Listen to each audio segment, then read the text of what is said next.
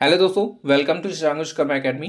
और आज के वीडियो में हम लोग कुछ इंपॉर्टेंट सीडीपी के क्वेश्चंस को सॉल्व करेंगे जो काफ़ी इंपॉर्टेंट है और विथ एक्स्ट्रा फैक्ट्स हैं जिससे एग्ज़ाम में उससे भी पूछा जा सकता है। ठीक है, तो जो लोग नए हैं वो चैनल को सब्सक्राइब कर लें। ऐसे ही वीडियो आप लोग के लिए आती रहेगी जो आप लोगों के लिए एग्ज़ाम के लिए काफ़ी महत्वपूर्ण है। ठीक है, तो लेवल आप लोग देख ही चुके हैं कि जैसे जैसे एग्ज़ाम बढ़ रहा है वैसे वैसे थोड़ा सा लेवल बढ़ रहा है। तो काफ़ी इंपॉर्टेंट रहेंगे आपके नोट्स जो आपने बनाए हैं और प्लस प्रीवियस ईयर के क्वेश्चंस अच्छे से प्रैक्टिस कर लेंगे तो काफ़ी अच्छा पेपर आप लोग का जाएगा। ठीक है, चलिए स्टार्ट करते हैं। पहला क्वेश्चन इस पे दिया गया है, विविध पृष्ठभूमियों के अधिगमकर्ताओं को करने हेतु एक अध्यापक को, अब पहला ऑप्शन दिया गया है इस पे, सभी के मानकीकृत आंकलनों का इस्तेमाल करना चाहिए, ऐसे कथनों का इस्तेमाल करना चाहिए जो नकारात्मक रूढ़िबद्ध धारणाओं को मजबूत करें। थर्ड में दिया गया विविधता संबंधी मुद्दों पर बातचीत टालनी चाहिए, और फोर्थ में दिया गया विविध विन्यासों से उदाहरण लेना चाहिए। तो इसका आंसर हो जाएगा डी ऑप्शन। ठीक है, विविध विन्यासों से उदाहरण लेना चाहिए। अब जो फैक्ट्स है इसके वो देख लेते हैं। विविध पृष्ठभूमियों के अधिगमकर्ताओं को संबोधित करने हेतु एक अध्यापक को विविध विन्यासों से उदाहरण लेना चाहिए ताकि बच्चे सुगमता से अधिगम से अनुभव प्राप्त कर सके। समावेशी शिक्षा के अंतर्गत विभिन्न पृष्ठभूमि, योग्यता, क्षमता और आवश्यकता वाले विद्यार्थी सामान्य विद्यालय के सामान्य कक्ष में सामान्य बच्चों के साथ शिक्षा प्राप्त करते हैं। ये आप लोगों ने पढ़ा ही होगा समावेशी शिक्षा में। और ऐसी स्थिति में शिक्षक को विभिन्न प्रकार के सामान्य जन जीवन से संबंधित उदाहरणों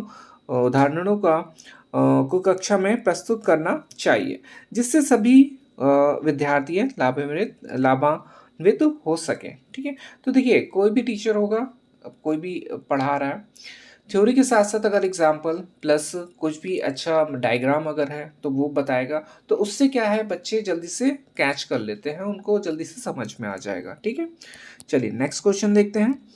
इसमें दिया गया है, समस्या समाधान क्षमताओं को किस प्रकार सुसाध्य किया जा सकता है। पहले ऑप्शन में दिया गया समरूपों के इस्तेमाल को बढ़ावा देकर, सेकंड में विद्यार्थियों के में डर की भावना पैदा करके, और थर्ड में दिया गया लगातार अभ्यास और कार्यान्वयन को पर जोर देकर, और फोर्थ में दिया गया है समस्याओं के हल हेतु अटल प्रक्रिया के इस्तेमाल को बढ़ावा देकर।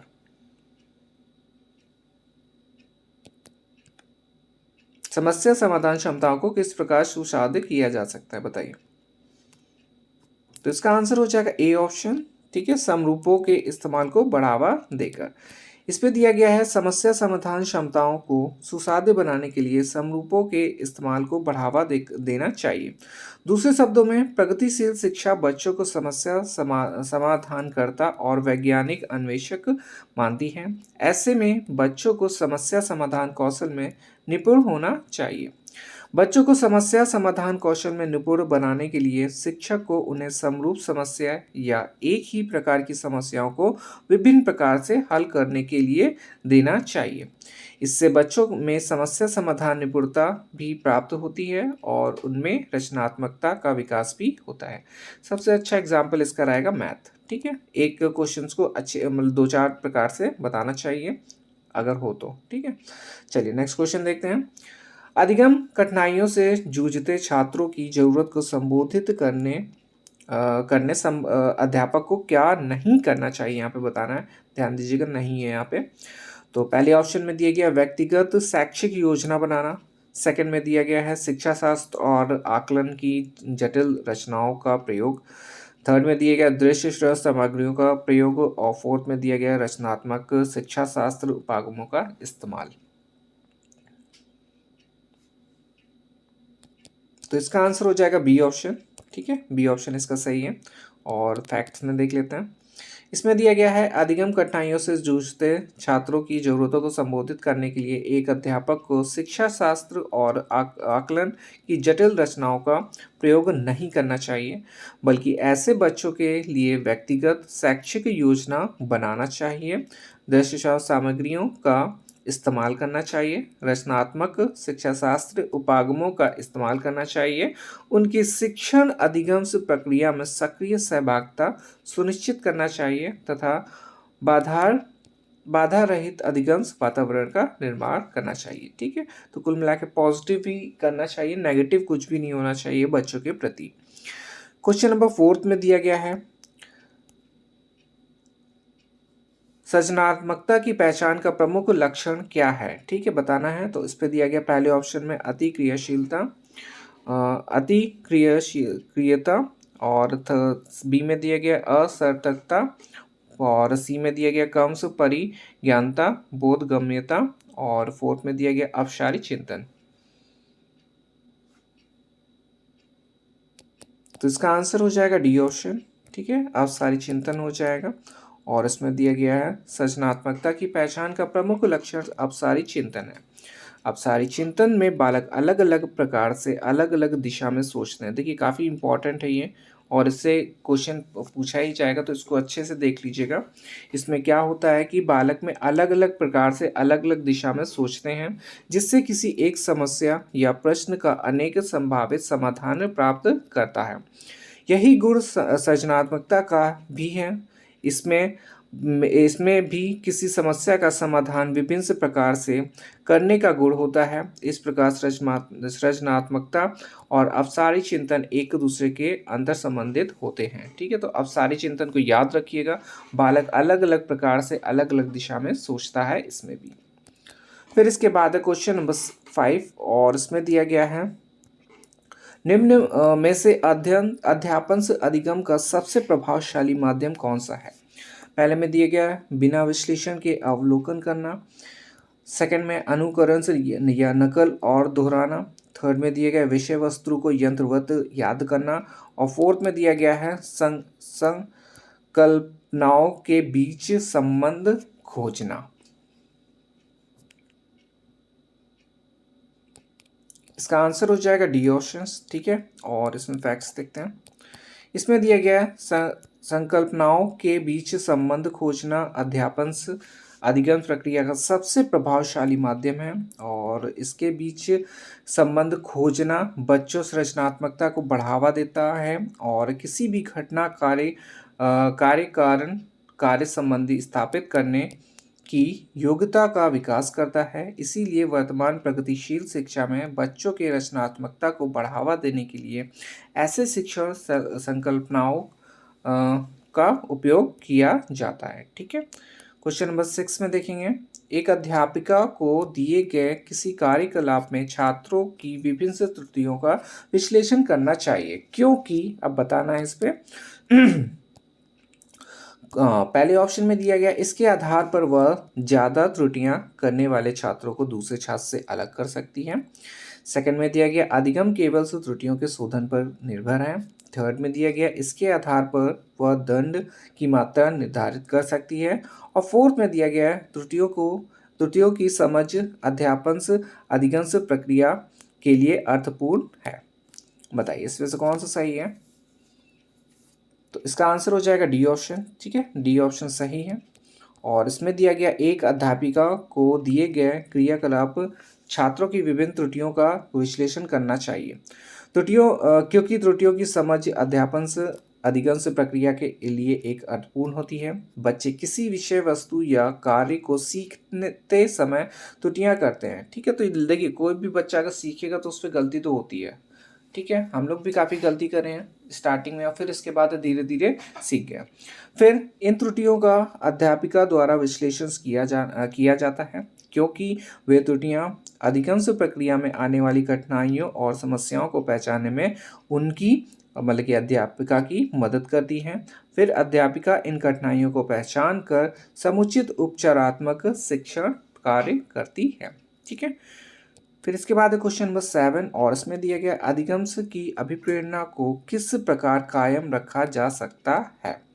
ऑप्शन दिया गया है, पहले में है बच्चों को बहुत आसान क्रियाकलाप देकर, या फिर यंत्रवत याद करने पर जोर देकर, या फिर बच्चे को दंड देकर, या फिर प्रवीणता अभिमुखी लक्ष्यों पर जोर देकर। अधिगम की अभिप्रेरणा का को किस प्रकार कायम रखा जा सकता है?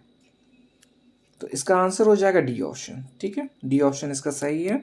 और इसमें दिया गया है प्रवीणता अभिमुखी लक्ष्यों पर जोर देकर अधिगम की अभिप्रेरणा को कायम रखा जा सकता है।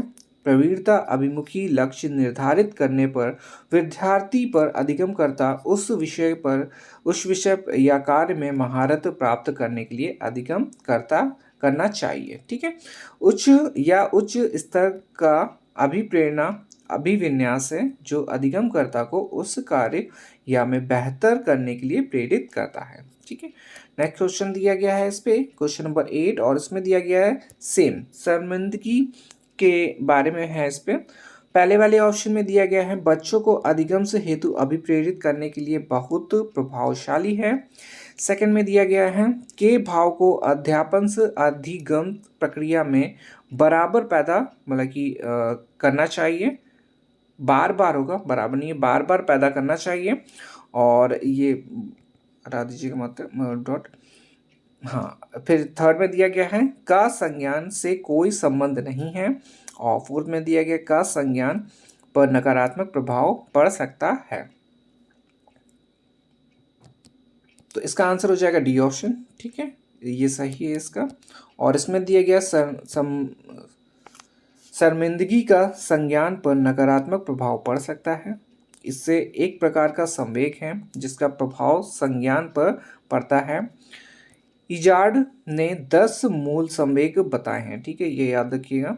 इसमें हर्ष है, आश्चर्य है, क्रोध है, विरुचि है, भय है, अवमान है, शर्म है, अपराध है, अभिरुचि है तथा उत्तेजना शामिल है। उच्च सांवेगिक दशाओं और संज्ञांश का प्राय नकारात्मक सहसंबंध होता है।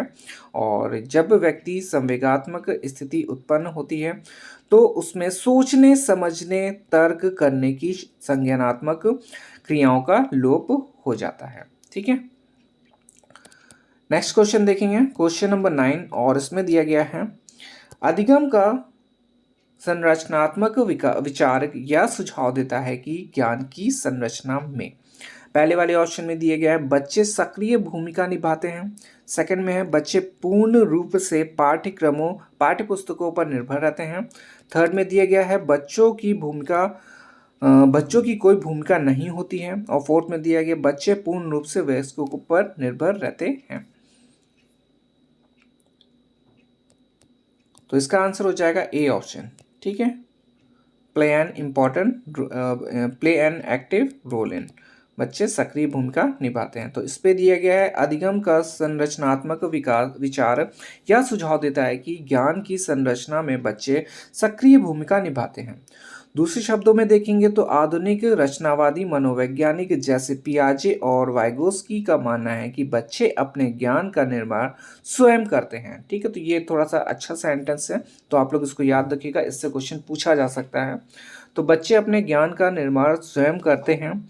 इसके अनुसार बच्चे वैज्ञानिक अन्वेषक होते हैं जो सक्रिय रहकर ज्ञान की खोज या रचना करते हैं। ठीक है,